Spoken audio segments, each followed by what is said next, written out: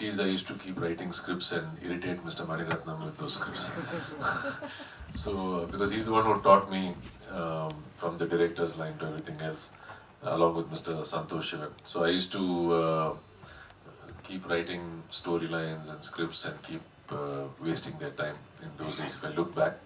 So I've continued that habit. I still write, stories and scripts, and I have a couple ready to shoot, which I may, if as soon as I get time, maybe end of this year, next year, etc. Tamil cinema या south cinema में बहुत सारा कई हिस्सों में ऐसा हुआ realistic फिल्में बनती रही, लेकिन बहुत ज़्यादा मसाला फिल्में ही बनती रही. आप एक ऑब्जर्वर के तौर पे कैसे देखते हैं? अगर Are you telling me that Tamil cinema makes a lot of masala films and? ज़्यादातर. No, sir. Actually, I feel that there's more progressive cinema happening in Tamil. Not to say that Hindi doesn't. Hindi also, I think, has created a lovely niche market, and you have a lot of films which are, different from the conventional structure.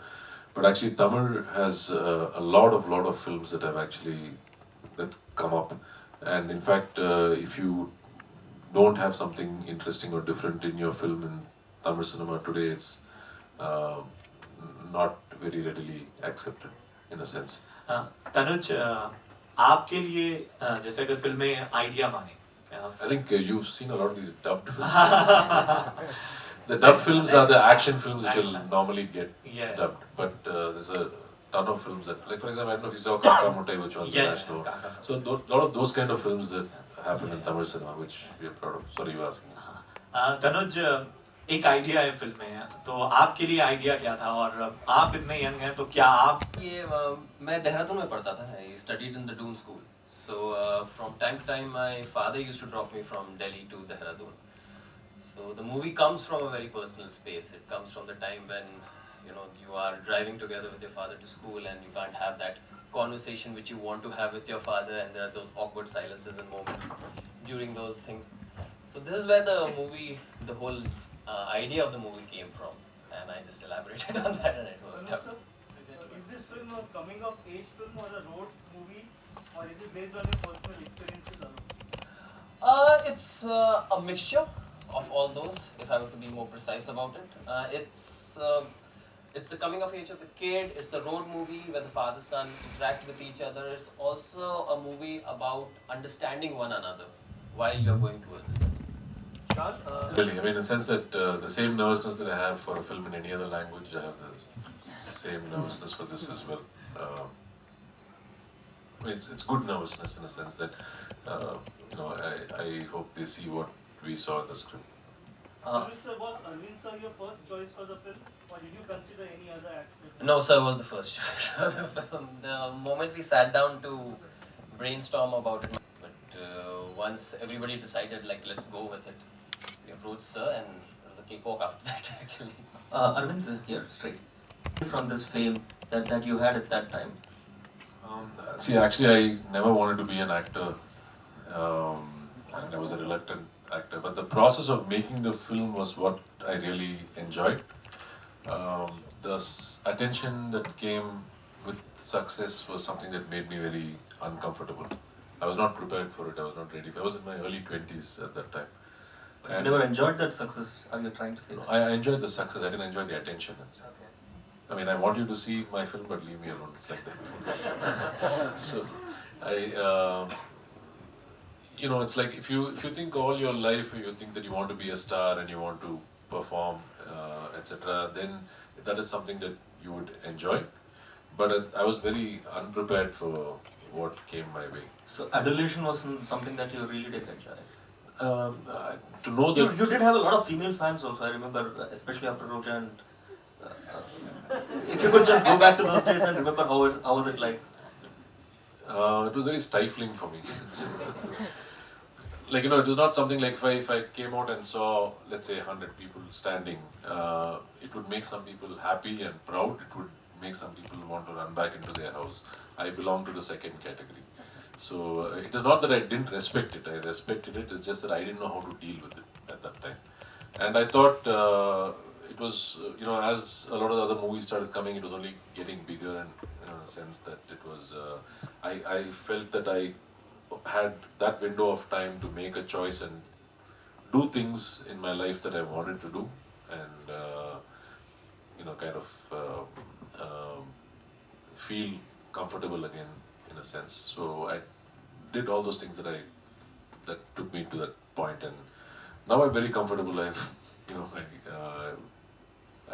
like to meet and meet people. Personally, I think I'm a bit of a recluse, so those two things don't go together.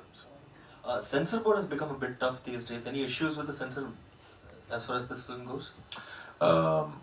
It's not my problem actually. So, Yeah, I mean the director. As a producer's problem, right? It's a very sweet family film. It is just meant for a mature audience, but it doesn't have. One we picked, he nailed the audition perfectly. He brought with him that naivety of youth, that kid who's just growing up and is that doldrum age where he can't understand what's happening and what he wants, and that maturity which comes after he understands where his father is coming from and where he's headed.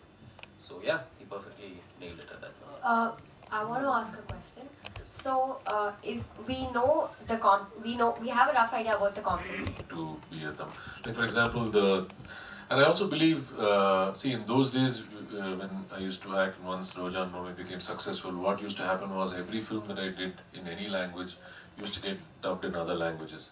And you're not making the film for certain audiences in a sense, not because of the subject or not because of all that, because visually it's different, right? I mean, you're working with actors and co-actors who are speaking another language. There's no lip sync. Everything goes. It doesn't look like a straight language film in a sense. So unless you're making it like a bilingual, and these guys didn't have a plan to do that at that point in time. I'm very clear that any film that I do now in any direct language should not get dubbed in other languages, because I feel then the audience sometimes does not know that it's a dubbed film. Then they see a lot of things that are a little alien visually or even audio-wise, whatever. It doesn't look like a straight film. So nowadays, at least, you can contract and things like that. In those days, we couldn't, or we never thought of it in a sense. So there was no plan, I think, to make it in Tamil. Arvind, compared to the earlier days, I'm talking about the 90s. Yes, sir. When I used to find that you were not at all friendly or media savvy, and you used to avoid meeting the media, there is a very pleasant revelation that you're actually talking us to us in kind of. What brought about this change in you, or is it only restricted to Bollywood? No, sir, it's age. I told you, sir, I was not ready in my 20s. I didn't know how to. I just wanted to be left alone. Like even my entire career, I think from 90 to 2000, in 10 years, I did only 3 photo shoots. That too, I was compelled for a couple of them. And interviews also, I used to hardly, I think 4 or 5 actual interviews. The rest were all taken from old interviews or clippings, etc. and used. So I was, that was my comfort zone. I didn't want to interact. It's not about being friendly or disrespectful, it's just that I didn't want to do it. I was not comfortable. When I look back now, I can, obviously 20 odd years have passed, and I can look back and understand what the problem was then. Even now I'm very reluctant, but I'm more comfortable. Dear Dad, அப்புறம் ஏதாவது தமிழ் படத்துல நடிச்சிட்டு இருக்கீங்களா? இப்போ ஒரு தெலுங்கு படம் பண்ணிட்டு இருக்கேன் சார். தனி ஒருவன் ஒரு படம் வந்துச்சுல, தமிழ் பார்த்தீங்களா நீங்கள்? தனி ஒருவன். ஓகே, தனி ஒருவன் படத்தை இப்போ தெலுங்குல பண்ணிட்டு இருக்கோம். அது முடிச்சுட்டு இப்போ போகன் ஒரு தமிழ் படம், போகன் ஒரு தமிழ் படம் பண்ண போகிறேன். அது பிரபுதேவா தான் ப்ரொடியூஸ் பண்ணுறாரு. Could you translate that in English for us, please? Yeah, so he was asking whether I'm doing other Tamil films now.